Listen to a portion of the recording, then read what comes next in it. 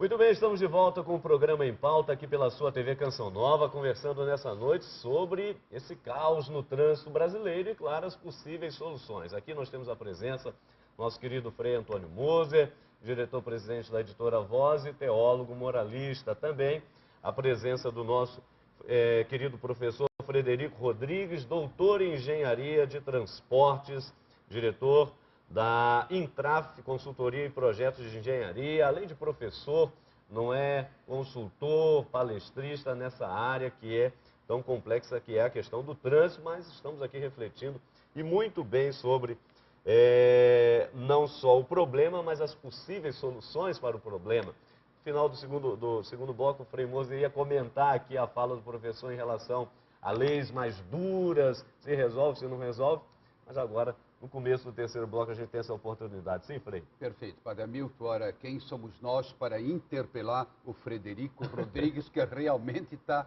Eu acho que ele devia ser chamado para uma instância um pouco superior. Quem sabe ajudaria o Brasil a repensar um pouco. Não, realmente, eu acho que são colocações não usuais, mas que a mim estão me convencendo e muito. Agora, eu apenas faria algumas observações em relação ao radar. Nos outros países, só que nos outros países não existe a corrupção que existe no Brasil.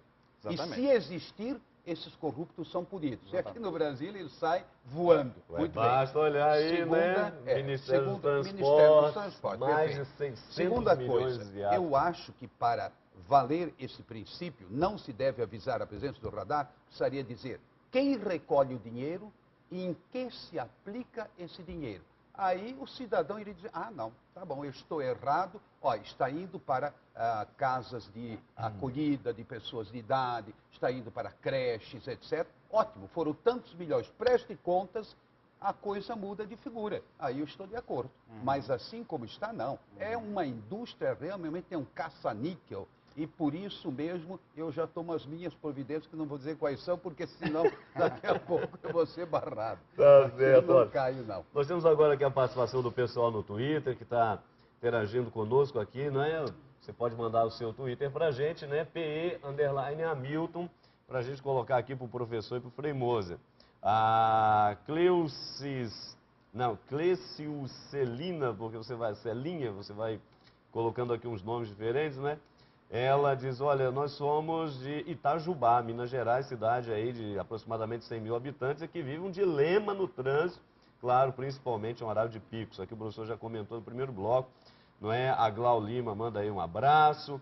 A Sheiluca, ela diz o seguinte, e aí vem, aqui já algumas colocações já foram feitas, mas nós queremos ainda ter outras posições, porque ela diz o seguinte, Padre Hamilton, então sugestões... Interessante isso aí, viu, Fernando? Para o cristão enfrentar o trânsito numa cidade grande. Não é? Está falando aqui o cristão, então está supondo pessoas que têm um pouco mais de consciência, etc. Cadê? O Padre Joãozinho, um grande abraço ao Padre Joãozinho que está nos acompanhando. O Padre Joãozinho diz, olha, estou em Aracaju, trânsito intenso, Aracaju, não é a capital aí do estado de Sergipe, embora seja o menor estado brasileiro, o Padre Joãozinho, olha, trânsito intenso, negócio complicado e estou passando por essa situação. Professor, para além dessas colocações muito realmente lúcidas diante dessa realidade, descentralização, transporte, a questão do transporte coletivo, trazer o centro para a periferia e assim por diante. O que mais a gente poderia, antes ainda de entrarmos num tema da questão da violência, mas o que mais ainda poderíamos ajudar o nosso telespectador como caminho para se viver bem no nosso... Não viver bem, mas para ter soluções para o nosso trânsito. Porque todo mundo quer solução, não é verdade? Sim. Bom, precisamos pegar a premissa que eu falei, que as pessoas têm a demanda de se locomoverem na cidade, porque a cidade é um elemento social de complementariedade de funções, é um lugar que você vive, porque você não consegue se resolver no imediato do seu entorno, então você estuda na cidade, você trabalha na cidade, você faz compra na cidade, você tem demandas complementares. Então é preciso voltar na frase que eu falei, de se transportar na cidade ocupando menos espaço. Então, por exemplo, existe uma iniciativa muito empregada em países mais desenvolvidos, chamado de carpooling, que nada mais é do que um incentivo à carona. Então, grandes empresas, elas criam sites onde você cadastra a sua residência, o seu local, e todos os trabalhadores fazem isso, e a partir desse banco de dados, você consegue identificar pessoas que moram perto de você e trabalham na mesma empresa, de forma que vocês, cada dia um vá no carro do outro, dando carona. Então isso é uma forma de você, cada carona que é dada, você tem uma diminuição de um espaço a mais na vida de 35 pessoas. E cria um amigo. E cria um amigo, ou seja, você ainda tem a socialização, né, em função da demanda de transporte. Então são várias iniciativas. Incentiva a carona, transporte coletivo. Quando eu falo transporte coletivo, eu não estou falando de transporte público. Coletivo vem da palavra de muitos, né? São muitos de uma maneira uníssona. Mas aí, quem administra, no caso, é a prefeitura? A carona é um transporte coletivo, por exemplo. Sim. Tá vendo? É só para não Mas quando se pensa em coletivo, vai-se logo lembrar de ônibus. Sim. E aí é que está. Nesse tocante, por exemplo, o reclame da população é com relação à qualidade do transporte. Você pega ônibus aí que Deus me livre, guarde. Pois é. O transporte é uma questão muito psicológica. Se você vê a variável fundamental para atrair usuários para o transporte coletivo, por mais que quando você pergunta para a pessoa, ela vai te responder conforto, não é. Tem maneira de você pegar psicologicamente a variável mais importante. Um exemplo. Antigamente tinha uns peroeiros aqui em Belo Horizonte, e você via as pessoas lá, vamos pegar um exemplo, aquela menininha, toda bonitinha, chorocinha, que se dispunha a pegar aquela Kombi do lado daqueles caras lá da construção civil o dia inteiro. Por que ela se dispunha a fazer isso? Agilidade, queria chegar mais rápido. Mais rápido. Não é mais confortável, não é mais seguro, mas é mais rápido. Então, a variável fundamental em melhoria do transporte coletivo é a velocidade média. Quando você vê, por exemplo... Mas isso pode ser acompanhado de um mínimo de conforto. Óbvio. Mas, por exemplo, Nova York. Nova York tem a segunda maior rede de metrô do mundo e um transporte coletivo extremamente eficiente, porque ele é ágil. Perfeito. Para você ter ideia, Belo Horizonte, na hora de pico, 55% da população está sendo transportada pelo modal coletivo. Certo. Em Nova York, é 91%. Nossa. 91%. Agora, olha que inversão interessante. 78% da frota circulante em Belo Horizonte, na hora de pico, uma pesquisa que eu fiz, são automóveis. 78% são automóveis. Esses 78% levam cerca de 39% da população na hora de pico.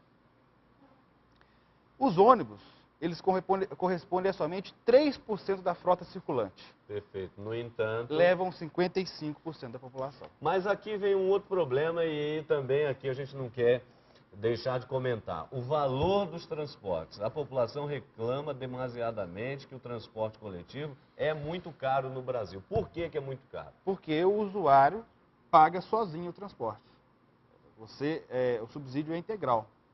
Em outros países mais evoluídos, eu não sei detalhar qual, mas eu sei, alguns da Europa, você compra o pneu para o seu carro, você está pagando uma parte do transporte para os usuários. Aqui não, a passagem é integral, delegada ao usuário. Então, realmente, a população de baixa renda, existe uma parcela da sociedade, esse número é mensurado, que não se locomove por não ter condição financeira.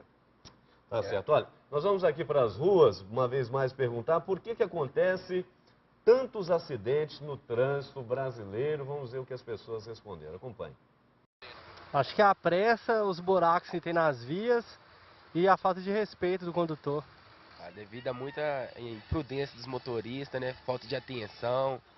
Falta de educação no trânsito, são vários fatores. Muita imprudência dos outros, né? As pessoas não respeitam a sinalização, velocidade demais. Mas, condutores, a ignorância impera aqui. O cara está aqui atrás, acha que ele é rei, ele é dono. Ele não tem paciência, ele não tem amor ao próximo, ele não obedece à sinalização. Não respeita você, pedestre, passando ali e sabendo ele que ele é pedestre.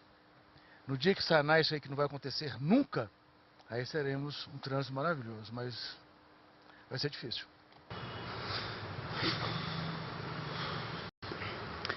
Alcoolismo, irresponsabilidade, a péssima situação do piso, das estradas, das ruas, e responsabilidade.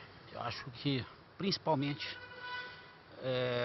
fica uma pergunta para as autoridades. Por que o IPVA é tão alto? Por que tantos impostos? Por que parar na rua para poder trabalhar estacionando e um serviço de policiamento abaixo da crítica, onde eles estão preocupados em fazer dinheiro na indústria da multa e não em trabalhar organizando, direcionando, né, melhorando o trânsito dentro da cidade.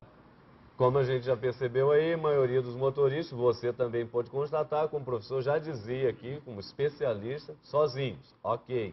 Segundo, o reclame é basicamente o mesmo. Mas já ainda vou perguntar para o professor aqui, a gente não pode perder a oportunidade nessa questão onde entra parte do governo, a questão justamente da carga tributária, que é muito grande, e as pessoas reclamam que não conseguem ver isso nas rodovias, especialmente nos centros urbanos. Mas, ô Frei Moser, eu acho que está ficando aqui, nós estamos acabando já o nosso programa, mas uma palavra, por favor, temos aí só uns 3 minutinhos.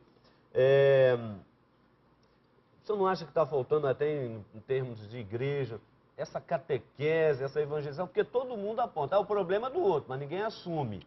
E fala muito da má educação, etc. Quer dizer, não falta um pouco mais de educação e aqui a evangelização, que ajuda as pessoas a se conscientizarem um pouco mais, se impôs ao preço. Sem dúvida nenhuma. Eu apenas queria começar respondendo a pergunta daquela senhora, não é? Como proceder cristamente no trânsito. Perfeito. É fazer como Jesus, andar a pé e andar de jumento. Então, são as duas soluções. Agora, fora de brincadeira, andar a pé, temos que isolar os centros históricos onde for possível. Nem sempre é possível, mas muitos centros históricos podem ser isolados. Isso já alivia bastante. A segunda coisa, essa evangelização, não é? O que é o transporte? É um convite de Deus a ir ao encontro do outro. Deus é comunicação e é comunhão. Então, o que está ao meu lado, ele não é meu inimigo, não é? Gostei aí do convite para o vizinho, para ir trocando, hoje você vai comigo de carona e assim por diante. Ou seja, criar uma outra mentalidade. A mentalidade do respeito, sim, mas a mentalidade, sobretudo, que eu vou, na medida do possível, fazer a minha parte, aliviando esse trânsito. Onde for possível caminhar a pé, eu vou a pé, não há dúvida nenhuma. Onde é possível pegar um ônibus, eu vou pegar um ônibus. E assim vai. E eu mesmo tenho que me converter, sabe? Tá certo. Professor, já como última fala, obrigado, muito obrigado pela participação. Mas ainda nesse tocante aqui, estamos falando de governo, de estrutura, infraestrutura, diante desse reclame também do cidadão, que, claro, nós já sabemos que às vezes também não faz muito a sua parte, e aí resulta nesse caos que a gente também tem. Mas nessa questão, por exemplo, da não aplicação de impostos, concretamente nas vias, rodovias, avenidas, assim por diante, e, ao mesmo tempo, me parece que a solução existe, mas nós ainda caminhamos a passos muito lentos, não é isso? Sim, essa questão de arrecadação de impostos, a gente, seja eu como especialista ou qualquer usuário, a gente realmente fica um pouco insatisfeito com a aplicação desses recursos, a gente não vê de forma concreta, né? E aí, infelizmente, é uma ação que foge às minhas mãos como especialista. Às vezes eu costumo brigar com as pessoas que eu ainda vou ser prefeito para poder tentar aplicar o que eu sei. Porque muitas vezes o poder de decisão não está na mão daqueles que sabem o que tem que fazer. Na parte de transporte. Eu queria finalizar só com algumas palavras rápidas aqui com relação à segurança viária que foi falado. Perfeito. Né? Primeira coisa que a gente precisa ter em mente é que 65% de todos os acidentes que ocorrem acontecem exclusivamente por causa do usuário, imprudência de trânsito. Somente 2,5% dos acidentes acontecem por questões da infraestrutura viária e 2,5% por questões mecânicas. O restante dessa porcentagem que sobrou são fatores combinados. Uma outra questão interessante, alguns usuários falaram, olha para você ver como é que o comportamento humano ele é preponderante. Falaram que o problema da segurança viária são as vias em mau estado, as vias com buraco, etc. Existe um fato comprovado quantitativamente, academicamente, que eu chamo de paradoxo da qualidade. que é o seguinte: você tem uma via toda esburacada, em mau estado de conservação. Se você melhorar o estado dessa via, você vai aumentar o índice de acidente. Isso é fato, provado, quantificado.